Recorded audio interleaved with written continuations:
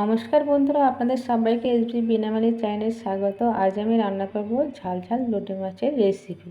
তার জন্য একটি পাত্রে জল বসিয়ে দিচ্ছি আর লোটে মাছগুলো আগে থেকে ভালো করে কেটে ধুয়ে নিয়েছি। লোটে মাছগুলো সেদ্ধ হয়ে এসেছে। আমি এখানে লোটে মাছের কাঁটা ছাড়িয়ে নেব, তাই একটু হালকা সেদ্ধ করে নেব। লোটে মাছ ছাড়ানো হয়ে গেছে। এবারে কড়াইতে তেল দেব।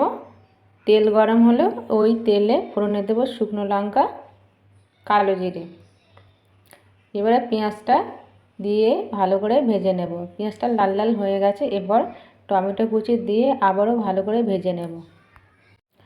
টমেটোর পেঁয়াজ একসঙ্গে ভালো করে ভেজে নিলাম। এবারে কাঁচা লঙ্কা, আদা, রসুন বাটা দিয়ে আবারও ভালো করে কষিয়ে নেব, যতক্ষণ না কাঁচা মশলাটার গন্ধ চলে যায়।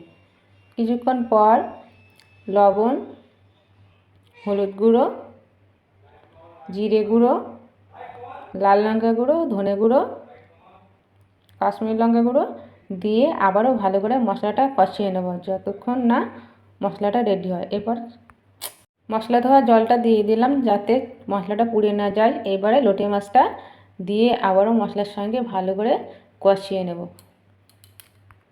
এই মাছ রান্না করতে জল লাগে না, কারণ মাছটা থেকে অনেকটাই জল বেরোয়।